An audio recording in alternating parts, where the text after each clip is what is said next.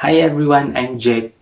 Para po sa episode na ito, mag-a-upcycle po ako. At ang i-upcycle ko po ay itong electric fan grill mula sa isang sirang electric fan. At gagawin ko itong plant stand.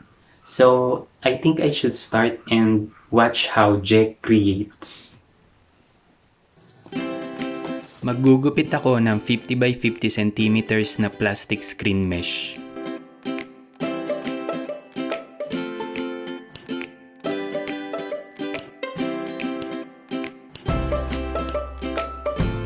Pipinturahan ko ito ng white latex paint. Magpuputol ako ng 4 na pirasong 1 by 2 inches S4S wood na may 50 centimeters na haba.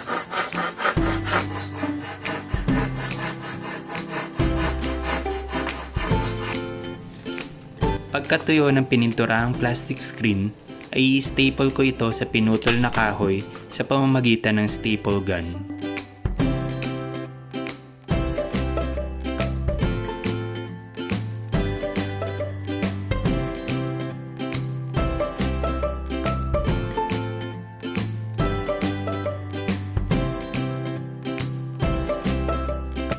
Ang 4 na pirasong kahoy ay dapat equally apart sa isa't isa dahil ito ang vertical support ng plant stand.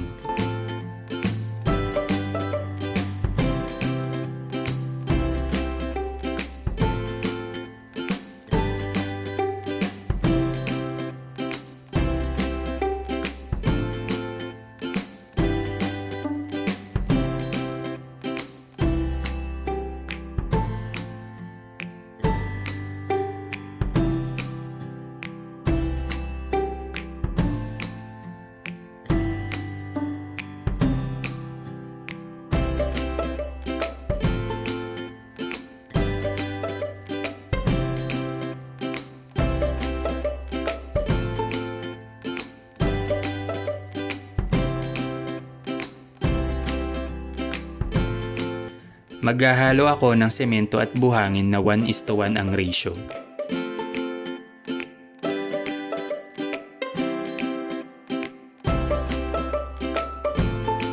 Tinatansya ko lang po ang tubig hanggang makuha ko ang tamang consistency ng concrete mixture.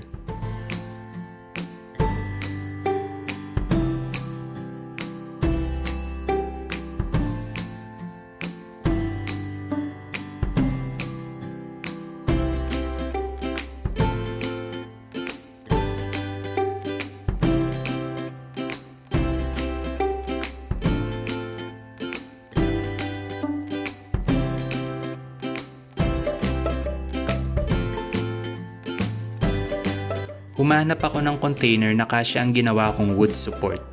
Papahiran ko muna ito ng petroleum jelly.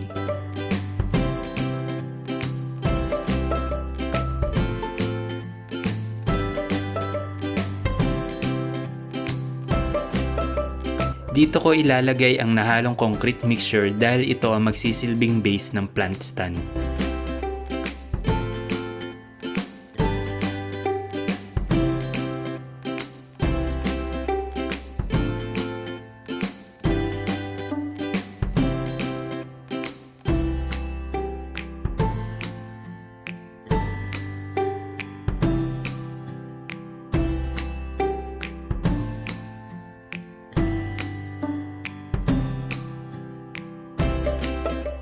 Hahayaan ko tumigas ang base sa loob ng 24 hours.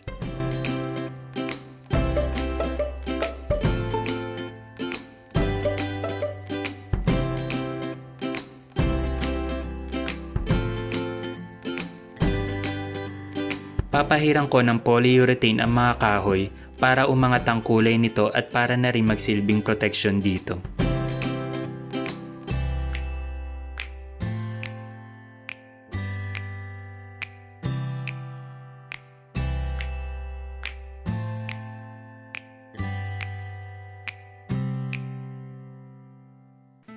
Kaya po ako gumamit ng wood saka plastic screen mesh para dito sa plant stand. May gusto po kasi akong ma-achieve na look at iyon po ang Bohemian style or boho for short. Ang Bohemian style po is a rule-breaking, exotic, and personal style of decorating a living space. Inspired po siya sa mga tao na gusto ng unconventional life tulad ng mga constant travelers, writers, and actors. It is about incorporating many different things from different philosophies, parts of the world, and ways of life. Ang Bohemian style ay ang pagsasama-sama ng mga items na nabili mo sa iba't ibang parte ng bansa sa isang space. At yung mga items na yon ay may story behind it. And that's really what boho style is all about.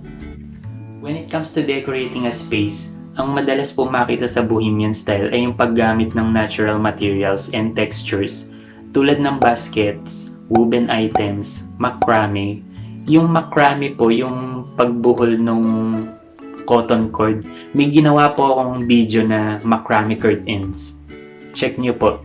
Example po siya ng Bohemian items. Siyempre po yung paggamit ng mga vintage na furnitures, yung mga second hand, ayan po. Bohemian po yan. At siyempre yung paggamit po ng hippie-inspired patterns. Kaya po gumamit ako nitong plastic screen para mamimik yung patterns ng mga baskets. Mas maganda po sana yung rattan na weave kaso wala naman po akong ganun. Ito lang po yung available dito sa bahay, so ito na lang po. So, resourceful po tayo. Pagdating naman po sa colors, ang mga ginagamit po yung mga earthy tones. Katulad nga po nitong light wood, kaya gumamit po ako ng light wood. Ayan. Kaya ito po, na-achieve ko po yung Bohemian na look. Ang Bohemian style ay kabaliktaran ng minimalism. Kung ang minimalism ay less is more, ang Bohemian style ay more is more. Talagang pupunuin niyo po yung space ng mga bagay na nabili niyo sa iba't ibang bansa. I-mix and match niyo po sila. Dito po sa electric fan grill, wala na po akong gagawin, as is na po siya. Basta ipapatong ko na lang po dito sa ginawa kong plant stand. Bala ko nga po lagyan itong jute string, papalibot ko dito para magmukha pa siyang Bohemian, kaso matagal po saka naisip ko okay naman siya na ganito lang, neutral lang. Kaya ayun po, ipapatong ko na lang siya at lalagyan ko siya ng halaman. Ibaba ko po muna itong plant stand para makita niyo.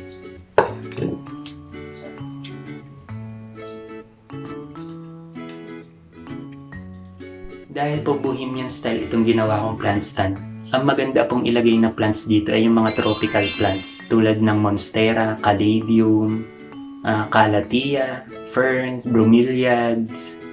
Ang ilalagay ko po ay itong asparagus fern. Maganda po sana yung Boston fern kaso meron po kami noon. Kaso po nakatanim sa garden, ayoko na pong bungkalin. Ito lang po yung nasa paso. Matagal na po sa amin tong asparagus fern. Napaka-forgiving po ng plant na ito. Natuyo na po siya dati. Ngayon po ayan, nag-blush na po ulit.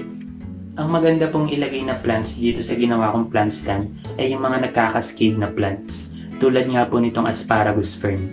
Pwede nga po maging planter itong electric fan grill eh. Lalagyan lang po nitong coco peat. Tapos taniman ng succulents. Ang ganda po nun. Pwede nyo pong gayahin itong ginawa kong plant stand. Kung may lumang electric fan po dyan sa inyo, kayang-kaya nyo po, simpleng-simple lang po. Haluan nyo lang po ng konting creativity. So, that's it for this episode. If you like this video, please consider subscribing and see you soon. Bye for now. Tika lang. May sasabihin pa pala ako. Kaya ako sinimplihan yung plant stand dahil ang gusto kong mag-stand out ay yung halaman. At kaya ako hindi finix yung electric fan grill dahil pwedeng lagyan ng halaman yung loob nito. Yun lang naman po. Thank you for watching.